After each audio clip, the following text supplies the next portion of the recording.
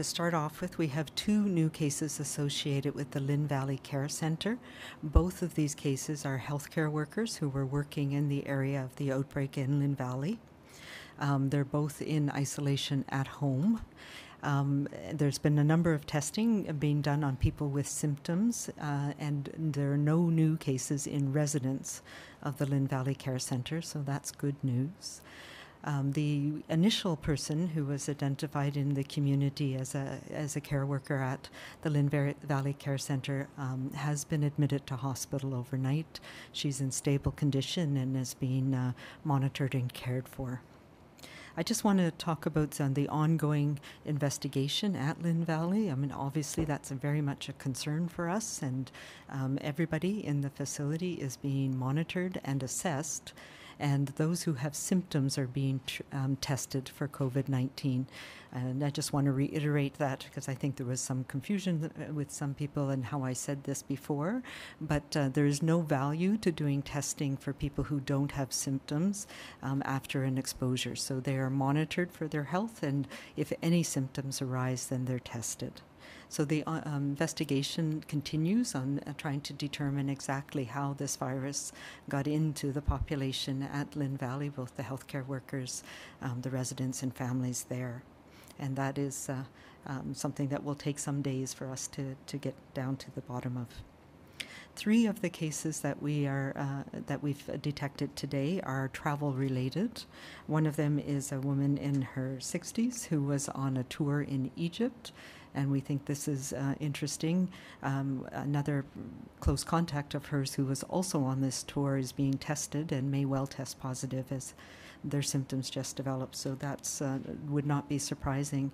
We have heard from colleagues across the country, and particularly in Ontario to start with, that there's a number of cases in Ontario and Quebec that have been related to tours in Egypt, and so we are working with our federal counterparts to see if these tours are related. We know that there has been cases in Egypt on some tours with foreigners who are there as tourists, including some on Nile cruises, and my understanding is that part of the tour that these two people were on included a cruise on the Nile. So that's something that we'll be following up on in the coming days. Another travel-related case is a man in his 40s who returned from travel to Germany, and so the investigation on exactly where he was and what happened there is ongoing. He is in isolation at home. And finally, we have another travel related to the Grand Princess cruise, the one that was prior to the one that was just repatriated today, the one from the 11th to the 21st of February. And this is a man in his 90s who was on that cruise, who has tested positive and is in isolation at home. We have two additional cases, all of the previous five that I've just mentioned are in the Vancouver Coastal Health region. We have two additional cases in the Fraser Health region that have just come to light today, recently diagnosed, and we're actively investigating those ones. One is a man in his 90s. We're not clear yet where his contact might have been, so that investigation is ongoing, and he is currently in hospital in Fraser Health in isolation. The other is a man in his 40s, again a community case that we do not yet know the link, and he is in isolation at home. It is, as I mentioned before, it is these community cases that give us some degree of concern and grief, but knowing being able to detect them is really important, because as soon as we can detect them, we can start that detailed investigation to find out where they might have come in contact, and it helps us uncover where other chains of transmission are in our community. And as you will recall, the case we're calling case 21 of the healthcare worker who worked at the Lynn Valley Care Centre, it was by understanding where she was and going through that detailed detective process that we were able to uncover the outbreak at Lynn Valley early enough that it appears still a small number of residents are affected. So we know that this is another area that we need to focus our attention, and there's a lot of work going on right now, even as we speak, in the Fraser Health region with my colleagues in public health to do those detailed investigations around these two new cases, and we're actively hunting for the potential source for these cases so that we can, the nice part of that we do is now these people are in isolation. We know they're close contacts. We can stop those chains of transmission so they don't continue in our communities. On a positive note, we've also had some people released from hospital, including, really pleased to say, the 80-year-old woman who's admitted to ICU at VGH is now released from hospital and is recovering at home. And one of the passengers of the Grand Princess, there were two that we mentioned, both in their 60s, and the male in his 60s has been released from hospital as well.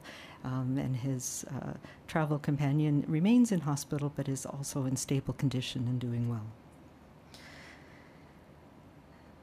The other sort of major thing that's happened, I guess, globally that affects us these days, we've had our first, yesterday we reported our first imported case from Italy. And as you are no doubt aware, the situation in Italy has scaled up dramatically in the last few days. And we know that there's cancellation of flights and restriction of movements from the entire country now.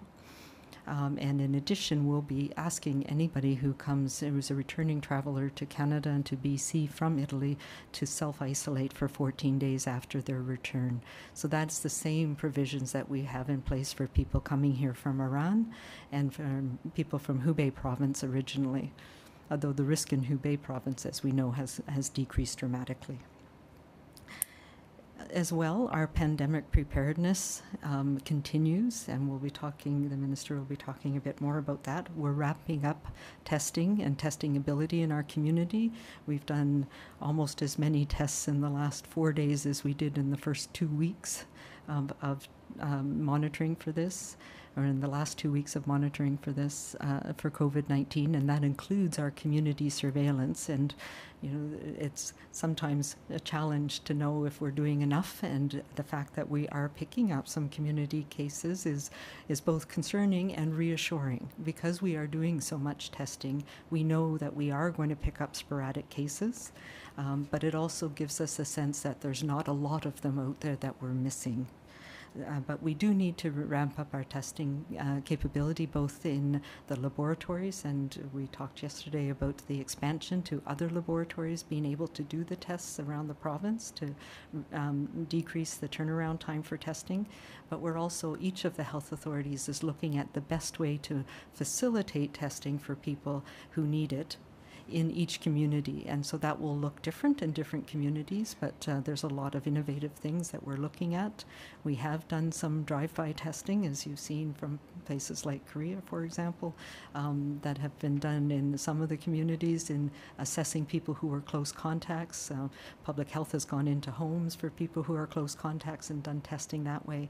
And the idea that we want to do is making sure that we can test people who don't need medical care outside the home. So people who have mild enough symptoms that they can be tested in the community and that they need the test can be done without having to go to the emergency department. We want to make sure that we maintain our capacity in the emergency department in the hospital sector for those who actually need that type of medical care.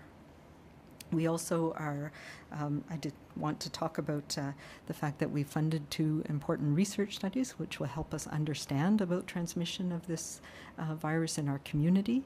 One of them is a serologic study that, although we don't actually have a test yet, we need to start now in understanding what the baseline is, and then once testing becomes available, we can have an assessment of how broadly this virus has been transmitted in our community over time. So it's something that will help us in the future to understand how this virus is being transmitted.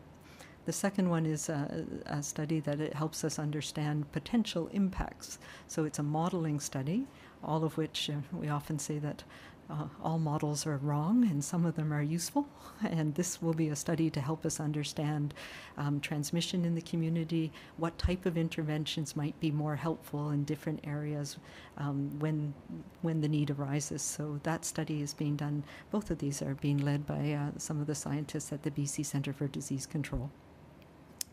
Finally, a lot of questions I've been getting lately are about mass gatherings, small scale, large scale, international, and other mass gatherings. And I want to assure you that we have a process in place for doing an assessment, and a risk assessment we call it. And those documents, if you're interested, are available on the BC CDC and the Public Health Agency of Canada website. And it's a guidance that helps us look at, who's coming, is it indoors, is it outdoors, what are the things that increase the risk, but also what are the things that organizers of mass gatherings can do to help reduce the risk for the participants. And that can be anything from an encouraging and supporting people not to come if they're sick, things like refunds or deferring payments, encouraging people and giving them the ability to clean their hands regularly, to allow space. If things are outdoors, for example, it's much easier, much less risk than indoors.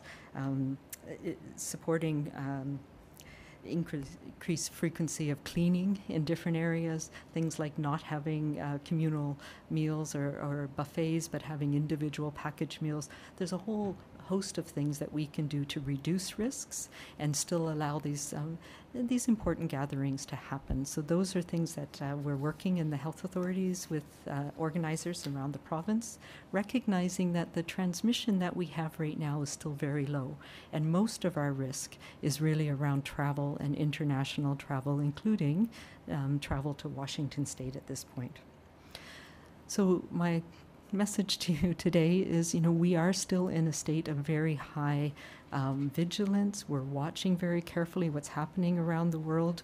We know there are things that we can do in our community today that will help all of us protect ourselves, our families, from the transmission of infections. And you've heard me say it over and over again, but cleaning our hands regularly, covering our mouth when we cough, not touching our face and eyes, and most importantly, of course, is staying away from others when we're sick. Even if we do not have this virus, and we don't need to be tested necessarily for this virus, for COVID-19, right now we all need to do our part to stay away from others, to be able to work or do our schooling at home if we're not feeling well, and to protect ourselves and our communities, and to protect those who are most vulnerable in our communities. And we know that that's our elders and our seniors.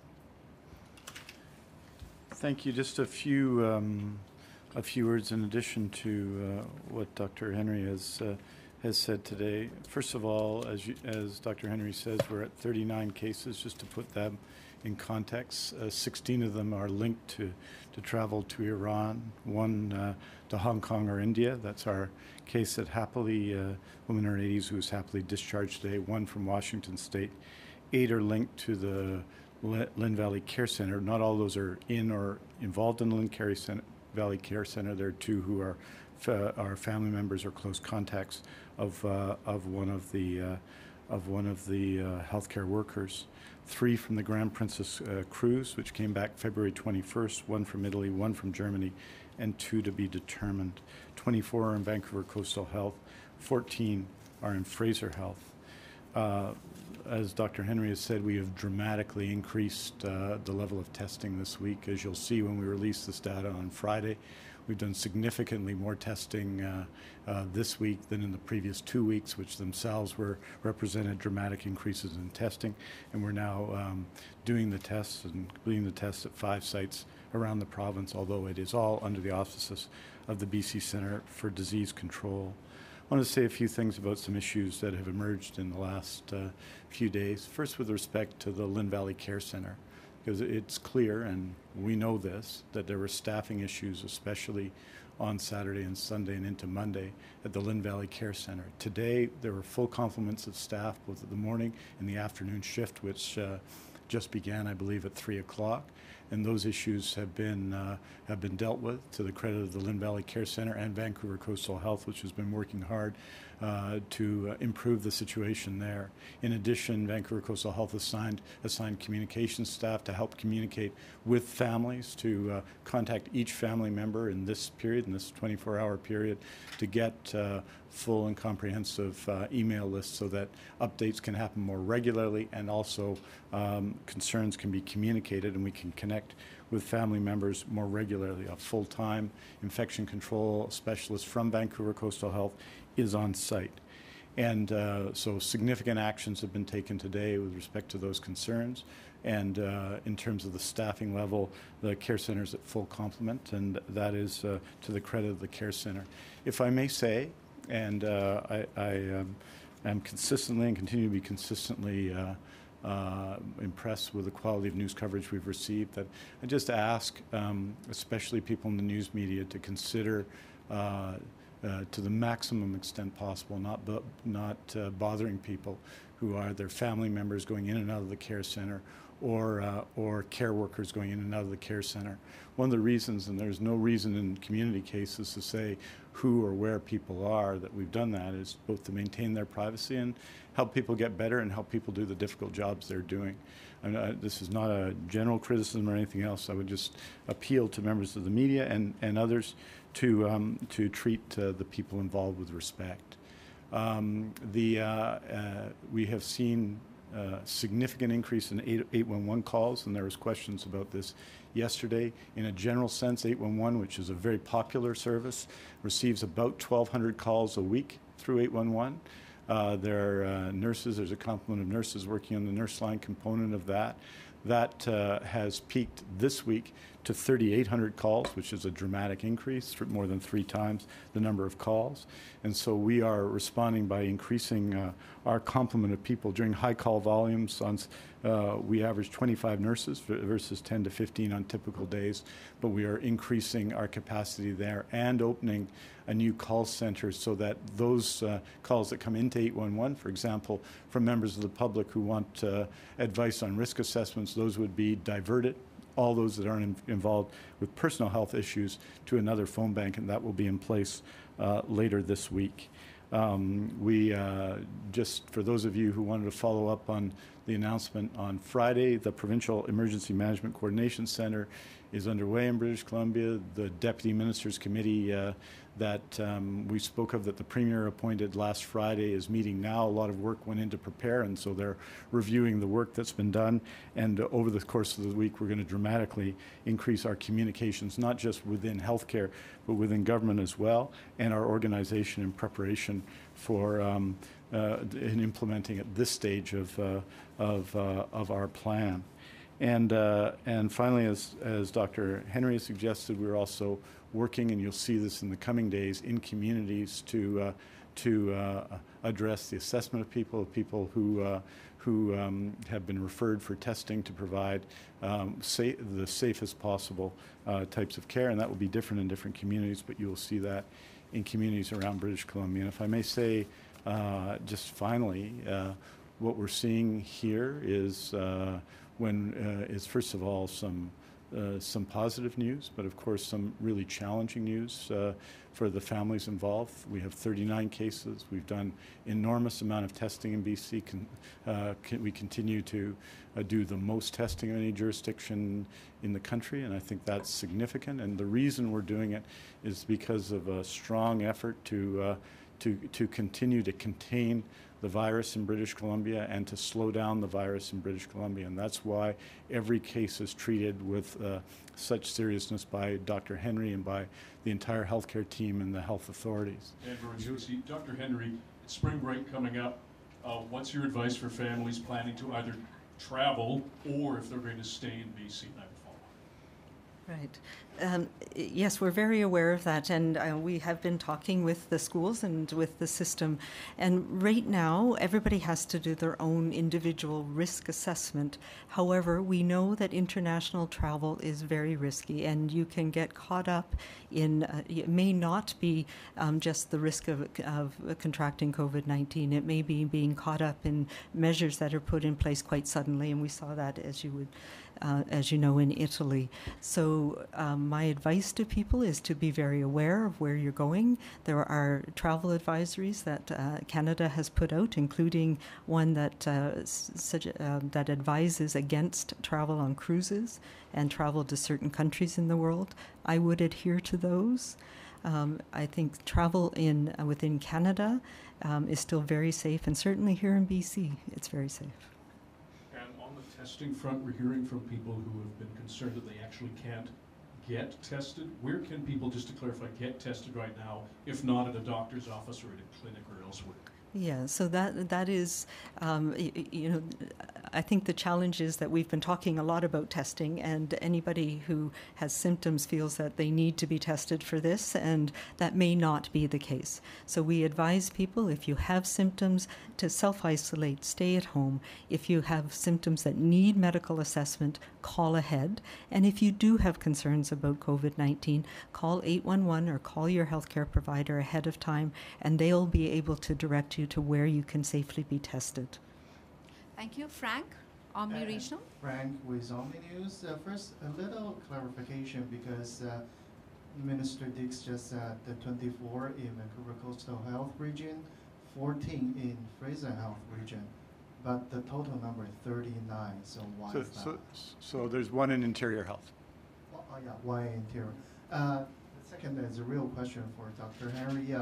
We have had 3 community infections now, and why we are still not going to release where they have been before they become symptomatic, and whether they have been symptomatic before they seek help. Right. So with every case, we do an investigation. And for the ones where we aren't clear where the source comes from, we do an investigation back several weeks to try and find out who they may have been in contact with. But as soon as somebody starts, so we not only start at the day they start having symptoms, but we do a detailed day by day, exactly where did you go, who were you with, how did you get there. So we have all that information. And then we contact people who are, anybody who has close contact and who's at risk. If we do not have the ability to contact people, for example, if somebody was in a public place and they didn't know all the people there, we would make that public. But we have not been in that situation where we think people have been at risk, where we've not been able to contact them in some way or the other. So there are different risk categories. We know that this is a droplet transmitted virus, and that you are most likely to transmit it to the people that you live with, that you spend time with, that you're in close indoor settings with. So those are the people that we focus on, and those people we contact them directly, and we put them in quarantine, if you will. So we ask them to self-isolate at home. We monitor them daily. We call them daily. Sometimes we go out to their house if they have symptoms. We may take samples if they start getting sick. Sometimes they have this, and sometimes they have something else. So people have developed symptoms and tested negative. We've done some detailed investigations on flights, for example, where we know that it's not a great risk on an airline, but it is a small risk, and we are able to get flight manifests and connect with people who are within the risk area. So we know that actually the ventilation systems on airplanes, the way they're designed now, you actually aren't exposed to a whole lot of people around you. But we do know there's a slightly increased risk in the people that are immediately around you. So we are able to contact them. Most recently, I will say, there have been a few cases just in the last couple of days where it's been challenging to get the flight manifests. And so we, in that case, we may put out a public alert saying if you were on this flight to monitor for symptoms, because these are not considered high risk. And if you have symptoms, to self-isolate, obviously, and to call 811, and 811 will have the details of exactly where somebody was, so they can tell you if you're in a risk or not. So that's how we manage it. We have gone public with issues. We've also given letters to certain groups where people have been in a group setting for a period of time where we think the risk is slightly higher, and ask them to take certain measures and to monitor for symptoms as well. And cruise season is quickly coming, and the first ship is going to be docked here is Grand Princess. So decision need to be made quickly whether to delay the cruise season. So what is happening now with that issue? Yes, there are ongoing discussions at the federal level. As we know, the jurisdiction is Transport Canada, CBSA, and they are in ongoing conversations with the cruise industry. We've been involved in providing advice, and I said my advice yesterday. I think we need to be most cognizant of the health of the people here in British Columbia and protecting our health system. And I feel with the international risk that we have right now around the world that the cruise ship season should be delayed in this province and in the East Coast as well. But I expect that we will hear something about that in the coming days. And just to say, to understand what we learned today, we now have the Grand Princess for a trip that ended February 21st, 3 cases in British Columbia alone, other cases elsewhere, which shows the situation. And then we have the same boat now in a federally organized evacuation of Canadians. So the warning that was given by Dr. Tam, the federal medical health officer, Minister Haidu, the federal minister, around people taking cruises now. We're not talking about the British Columbia cruise season or the Canadian cruise season, is an important warning for them to receive. Remember, that warning now exists and has been given. And I think it's important for anyone considering taking a cruise to understand that once that warning is given, that has implications for what the Government of Canada might do in case of a situation similar to the Grand Princess. So this is a situation we're facing. 3 cases from there, 1 potentially linked to a cruise on the Nile. So these are significant issues. So when we talk about these issues, they're really substantive questions. Dominique Arnoldi, Radio Canada. Any plans to open specialized clinics specialized for the testing of the coronavirus only, like they've done in Quebec? They just started 3. Yeah, so each health authority is looking at what the needs are and how they can best meet those needs. And certainly in some communities, there's ample clinics and clinicians who are willing to do the testing. In other communities, they're looking at more innovative ways to make it easier for people so that they can come in on a set time and not have to be in a physician's waiting room, etc. So those discussions are ongoing at a provincial level, yeah.